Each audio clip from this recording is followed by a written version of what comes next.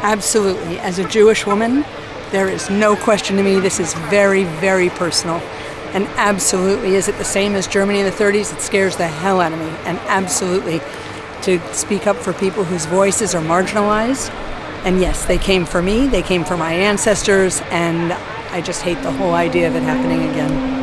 A couple of months ago, her and her husband were going to just a very regular, routine check-in about an immigration case, and her husband was kidnapped. No previous warning, nothing that they knew ahead of the situation until he was deported, and he is back in his home country. Today is the beginning of the flights from Avelo to deport people from this country, not from Connecticut, but from La Mesa, Arizona. That's why we call the faith community to deliver a message, a strong message, denouncing this company and denouncing what's going on in this country. We must bear witness in response to the moral and spiritual depravity decisions that promote money and profits over people and humanity. We've got to bear witness, speaking truth to power, standing up for what is right and just, even as we face adversity. Thank you. And may all that is holy bless you for being here, for speaking out and standing up. Imagine a bank robbery. And back in the car is the driver. Is the driver as complicit as the people who actually robbed the bank?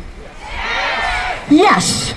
And in this case, the driver is not the driver of a car, but the owners and the stockholders and the pilots and the enablers of Avelo Airlines. They don't rob a bank, they do something worse. They rob people. They kidnap our brothers and sisters, our sons and daughters, and they take them to a place that is almost impossible to get into. Almost impossible. And so what do? We stand up and speak out. We step up. Because silence is deadly. And I hearken back to the prophet who has already been cited, the ancient prophet Micah. I'm going to adapt what he said in the 6th chapter, the 8th verse. What does the holy require of you but to do justice, to love and practice compassion, and to walk in wonder and humbly with what you deem to be holy? We've stood together here to remember something very important, that silence will never get us what we're looking for. So I want to remind you all of a story that you may be familiar with, a story about how we have to be together, a story about other immigrants who fled for their lives and were standing at the shores of the sea, and they called to their leader and they said to him, help us, and he said at that moment, and I quote to you from the book of Exodus, Moses said to the people, fear not, stand still and see the salvation of God. But in the next verse, God responded and said, in essence, don't cry out to me, do something. And we are doing something. You are doing something. So here's a little rabbinic story for you. When Moses said that and God responded, one person, the rabbis say, decided to dip his toe in the water. And as soon as he did, his name, by the way, was Nachshon. And as soon as Nachshon stuck his toe in the water, the waters parted. And when the waters parted, the people went toward their freedom. We need to be the Nachshons of this generation. We need to be the ones who stick our feet in the water to save our brothers and sisters. We need to say to one another that we have strength and not fear. We need to say to our neighbors who are not here, come and stand with us against the atrocities that are unfolding around us. Yea, though we walk through the valley of the shadow of death, we will not fear evil. Yes. We will overcome the evil around us by being together. And in that togetherness, we will feel God's strength, and we will feel the sense of the strength that we give each other. And we will work for the freedom of those who are enslaved, and we will end the corruption that goes on right behind us. Thank you. Whenever I wake up, every morning, I don't know how you feel, but every morning I wake up, I feel what's happened overnight. What evil has occurred? What is the government doing to people that are vulnerable, that live on the edges of society, who themselves were immigrants to this country and are treated without respect, not with a sense of liberty and justice like the prophets taught or what George Washington believed could happen, despite the fact that he himself held slaves. And so we were not a perfect union, but we were striving to be a perfect union. And we continue to be that. It is up to us to help make this place that reality that we may have grown up with. Certainly I grew up with that feeling of this place was to be a place where all people would come and contribute all of the blessings that they had, all of the wisdom that were contained in their own traditions. We were that rainbow coalition, if you remember what Reverend Jackson said a long time ago in the 1980s. Common to the teachings of all three Abrahamic faiths is the mandate to care for the vulnerable. It says in Leviticus, you must love your neighbor as yourself. And listen to this. When an alien resides in your land, you must not oppress him. He is to be treated as a native born among you. Love him as yourself. From Isaiah, the Spirit of the Lord is upon me. He has sent me to announce good news to the humble, to bind up the brokenhearted, to proclaim liberty to the captives. Not an airplane, liberty to the captives, to release those in prison, and to proclaim the year of the Lord's favor. But now I'm going to give you something that's not from the Abrahamic text. I'm going to give to you a word from the pre-Judeo-Christian tradition of Africa. I bring you a gift, and it's the word Ubuntu. Archbishop Desmond Tutu introduced that word during the Truth and Reconciliation Commissions that followed the end of apartheid. Ubuntu means that a person is a person through other persons. A solitary human being is a contradiction in terms. We need each other to be fully human.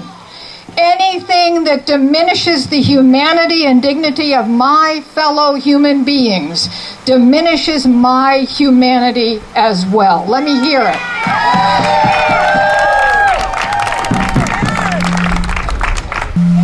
So, when Avelo carries people to a foreign country in chains and handcuffs, one, they're doing irreparable and incalculable damage to the men and women who leave this country in humiliation and fear, whose human rights are grievously disregarded. And that exacts a heavy price on your humanity and my humanity. Two, the stewards and stewardesses who assist in that process will suffer heavy damage to their hearts and souls. It destroys their humanity. And the owners and stockholders of Avelo will be doing grievous damage to their own humanity by damaging the humanity of the people they cart away.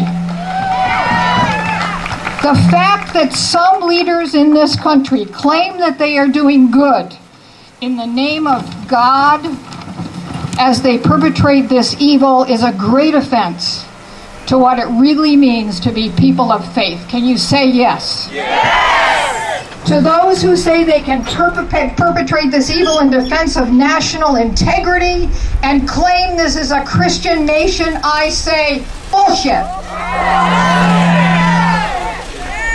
All right, I'm going to leave you with a quote from William Blake. The vision of Christ that thou dost see is my Christ's greatest enemy. I say that to the people who call this a Christian nation and do what is happening behind us. What happens to the men and women transported by Avelo cannot be done in my name or your name or the name of a God I know and love and proclaim. I stand in horror at this travesty. Thank you. We have to do something different to make sure this stops. That's going to look like putting pressure on Avelo consistently. Just today? Just this week? Just this year? We don't know how long this will be, but we need to stand up and resist, and to know that the way forward is a costly way. For me, I'm inspired by my faith tradition. For you, it might be something else. But we need to say no to Avelo and yes to a costly way of deciding what is it worth to not have to witness one more. Not one more. Not one more. Not one more. Come on, say it with me. Shame on Avelo. Say it one more time. Mark 12:30 reads like this. Love the Lord your God with all your heart and with all your soul and with all your mind and with all your strength. The second is this. Love your neighbor as yourself. There is no commandment greater than these. Somebody say shame on Avelo. Please understand today that this is not justice, but this is disappearance. We gather today not in silence, but in righteous resistance. We gather not to be polite, but to be prophetic. Because what is happening in our communities, to our neighbors, to our friends, and to our family is not just cruel, but is criminal. Let me be clear. Under this administration, there is no due process. People are being taken not after a trial, not after a hearing, but without ever seeing a judge. No day in court, no chance to speak, no voice, just vanish. Somebody say shame on Avelo. And now this administration, after separating families, has the audacity to say that they can't bring our people back. What they really mean is they won't. Somebody say shame on Avelo. But meanwhile, Avelo signs contracts with ICE. They are profiting from this trauma. Their businesses is built on broken families, on stolen lives, and on the back of the disappeared.